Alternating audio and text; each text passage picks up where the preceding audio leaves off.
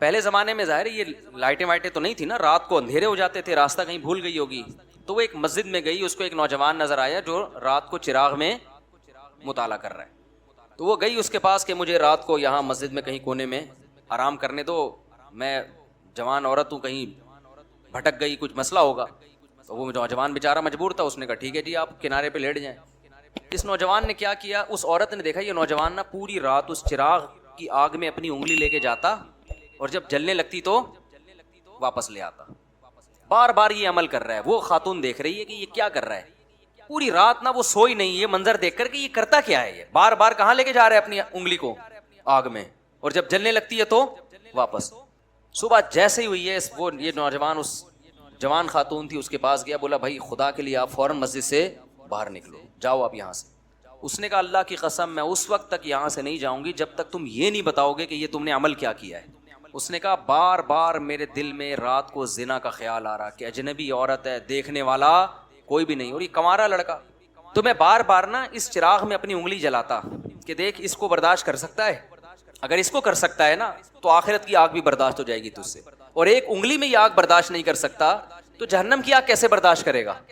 آج کتنا آسان ہو گیا نوجوانوں کے لیے زنا کرنا بھائی. لڑکیاں لا رہے ہیں, کرائے پہ لے کر آ رہے ہیں, طوائف خانوں میں جا رہے ہیں, دوستوں کو بتا رہے ہیں. او بھائی تم گورنمنٹ کے قانون کی مخالفت نہیں کر رہے, تم کس کے قانون کو توڑ رہے ہو, خدا کے قانون کو.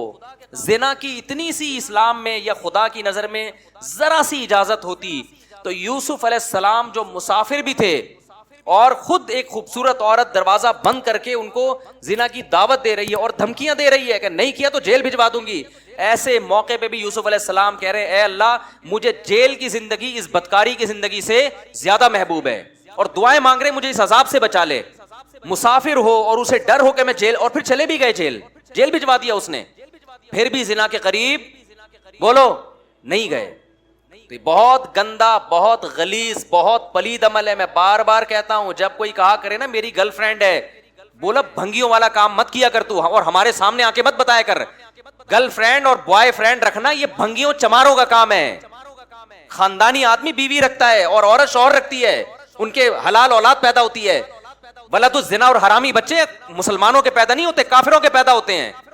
بتاؤ گدھا گدھی کے ساتھ فزیکل ریلیشن قائم کرتا ہے یا اس کو بیوی بناتا ہے, بتاؤ نا, بولو نا یار کیا ہو گیا.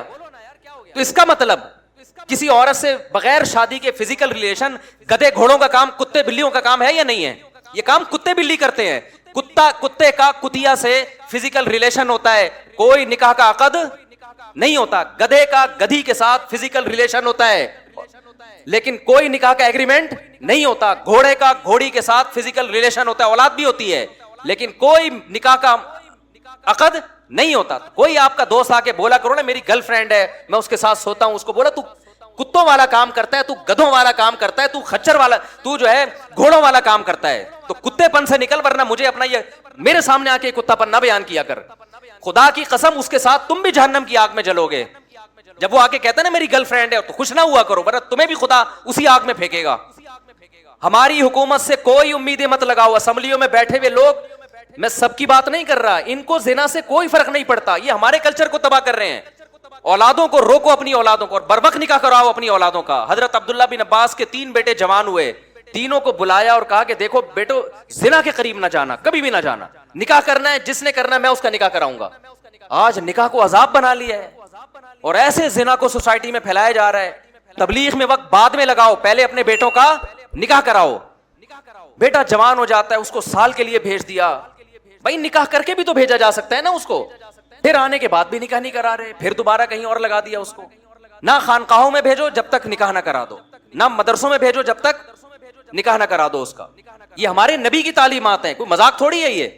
تو خدا نے نافرمانوں کے لیے میرے بھائی جہنم کی آگ رکھی ہے, اس کو ہلکا مت سمجھو, خدا اٹھا کے ڈال دے گا آگ میں. نبی صلی اللہ علیہ وسلم نے معراج کی رات میں دیکھا ننگے مرد اور ننگی عورتیں جل رہی ہیں اکٹھی آگ میں. آپ نے جبریل سے پوچھا یہ کون لوگ ہیں؟ جبریل نے کہا یہ وہ زنا کرنے والے مرد اور عورتیں ہیں جو زنا کیا کرتے تھے, اللہ نے برہنہ ان کو اس اکٹھے آگ میں ڈال دیا ان کو. تو اگر یہ زندگی تمہیں چاہیے تو کرو, اور یاد رکھو اللہ دنیا میں عذاب دکھائے گا نہیں. دکھا دیا ہوتا تو یہ تو گورے بھی زنا سے بچ رہے ہوتے. پھر یہ اللہ نے اس پہ پردے ڈال دیے ہیں, اور پیغمبروں کو بھیجا یہ سمجھانے کے لیے کہ ان کو جا کے سمجھا دو کہ زنا کرنے والوں کے لیے اللہ نے آگ رکھی ہے. اور قرآن بار بار یہ بھی کہتا ہے ان ذالک علی اللہ یسیر, اتنے سارے لوگوں کو جہنم کی آگ میں ڈال دینا اللہ کے لیے کوئی مشکل کام نہیں ہے. لوگ کہتے ہیں نا یار اتنے لوگ آگ میں جلیں گے, وہ بھی جا رہا ہے, وہ بھی جا رہا ہے, وہ بھی جا رہا ہے, وہ بھی جا رہا ہے. تو قرآن اس کا بھی جواب دیتا ہے کہ میرے لیے یہ کام مشکل نہیں ہے, میں پرواہ نہیں کروں گا. اور جیسے اللہ غفور اور رحیم ہے, بھائی اللہ عزیز ذو انتقام بھی ہے. وہ غفور اور رحیم اگر ہے نا تو توبہ کرنے والوں کے لیے, جن سے ہو چکا گڑ گڑا کے معافی مانگیں. جو توبہ نہیں کرتے ان کے لیے اللہ غفور الرحیم نہیں ہے. وہ تو سزائیں اس نے رکھی ہیں, پیغمبروں کو بھیجا یہ بتانے کے لیے کہ دیکھو نبی کی صفت بشیر کے ساتھ نذیر بھی ہے, خوشخبریاں دینے والے بھی اور ڈرانے والے بھی ہیں. بس لڑکیاں زنا کر رہی ہیں اور ایسے بتا رہے ہوتے ہیں, بڑے آرام سے فون آتے ہیں نا, ایسے بتا رہے ہوتے ہیں جی میرا ان سے فزیکل ریلیشن بھی ہے. میں اس خاتون سے کہتا ہوں آپ اتنے آرام سے بتا رہی ہو آپ کا ریلیشن ہے اس سے, آپ کو کوئی شرم نہیں آ رہی ہے بتاتے ہوئے؟ شادی شدہ عورت کا شوہر باہر ہے اور یہاں اپنے پرانے بوائے فرینڈ سے ریلیشن ہے اس کا. کتنے واقعات سامنے آ رہے ہیں. لوگ کہتے ہیں ہمیں تو کچھ بھی نہیں ہو رہا. تو بھائی اس لیے نہیں ہو رہا کہ سزا کا دن اللہ نے کیا رکھا ہے, آخرت رکھی ہے. تو ہمیں اور بھی بہت, ہمارا مسئلہ صرف پیٹرول اور ڈیزل نہیں ہے, صرف مہنگائی نہیں ہے. یہ تو دنیا میں غریب لوگ بھی ایک دن مر جاتے ہیں, مالدار بھی ایک دن. پیٹرول سستا ہو گیا تو کتنے دن کے لیے سستا ہوگا؟ ہماری عمریں 10 20 30 سال رہ گئی ہیں نا. کیا کر لیں گے 30 سال میں پیٹرول سستا کر کے؟ کیا کر لیں گے یار, آٹا سستا ہو گیا 20 30 سال تک, کیا ہو جائے گا؟ زندگی انسان کی روڈ پہ بھی گزر جاتی ہے, لیکن آگے جو زندگی آنے والی ہے وہ بہت طویل زندگی ہے, وہ ختم ہونے والی نہیں ہے. اور اللہ نے پیدا اس زندگی کے لیے نہیں کیا, پیدا کہاں کے لیے کیا ہے؟ آخرت کے لیے کیا ہے. تو اپنی جانوں پہ رحم کرو. جس کو ہومو سیکسولیٹی کی عادت پڑ گئی ہے توبہ کرے اللہ کے سامنے, علاج کرانے کی کوشش کرے. جس کو زنا کی عادت پڑ گئی ہے گڑ گڑائے اللہ کے سامنے, نکاح کرے. بھائی 4 شادیاں کرو, کس نے منع کیا تمہیں؟ مت پوچھو سوسائٹی کیا کہتی ہے اس بارے میں. لوگ مذاق, میرا بہت اب تک مذاق اڑاتے ہیں, شادیوں کی باتیں کرتا رہتا ہے اور لوگوں کو شادیوں کی ترغیب دیتا. اڑانے دو مذاق, میں ذمہ دار ہوں اس کا. مجھے پتا ہے قیامت کے دن مجھے اللہ انشاءاللہ اس پہ نوازے گا. مجھے پرواہ نہیں ہے, میں نے خود بھی کی ہے ایسی کی تیسی سوسائٹی کی. یار جب میں کر رہا تھا مجھے ہار پھول تھوڑی پہنائے جا رہے تھے, مجھے کوئی لڈو تھوڑی پہنائے جا رہے تھے, کھلائے جا رہے تھے. جب میں کر رہا تھا یہ کام مجھے ہر طرف سے گالیاں سننے کو مل رہی تھی. تو میں گالیاں سنتا رہوں گا اور میں شادیوں کو پروموٹ کرتا رہوں گا انشاءاللہ. میں نہیں ڈرتا کسی سے ان چیزوں میں. مجھے خدا کو جواب دینا ہے بھائی. تو میں آپ سے کہتا ہوں بغاوت کرو اپنے ماں باپ کی. یہ تمہیں زنا, آج ماں باپ, بیٹا زنا کرتا ہے باپ کی پیشانی پہ لکیر نہیں آتی, ایک دفعہ سمجھا دے گا بیٹا ایکچولی ایسا نہ کیا کرو, ہمارا یہ کلچر نہیں ہے, بس اس سے زیادہ نہیں. او بھائی ایک طرف انٹرنیٹ پر گندی چیزیں آ رہی ہیں, ایک طرف سارا لڑکیاں خود آفریں کر رہی ہیں, آپ نہ اس کو نکاح کرنے دے رہے ہو اور زنا پر پابندیاں لگا رہے ہو, تو وہ تو بغاوت کرے گا سوسائٹی سے. تو ہم میرے بھائی کسی کے پابند نہیں ہے, ہمارے پاس خدائی قانون ہے. فَانكِحُوا مَا طَابَ لَكُم مِّنَ النِّسَاءِ مَثْنَىٰ وَثُلَاثَ وَرُبَاعَ. اللہ کہتے ہیں جو تمہیں پسند آئے ان میں سے کتنی عورتوں سے کر سکتے ہو؟ 4 سے کر سکتے ہو. ان کے حقوق بھی ادا کرو. تو جو عورت رہے گی اس کو رکھو, نہیں رہنا چاہتی بھائی میں تو کروں گا, آپ بول تو میں تو 4 پوری کروں گا. بھائی میں زنا سے نہیں بچ سکتا اس سوسائٹی میں 4 کیے بغیر. اگر آپ کی یہ کنڈیشن ہے آپ بتا دو لوگوں کو. کتنے شادی شدہ مرد بھی منہ مار رہے ہیں زنا میں جا کے. ان سے کہا جائے یار نکاح کرو, کہتے ہیں یار بہت مشکل کام ہے, بہت مشکل کام ہے.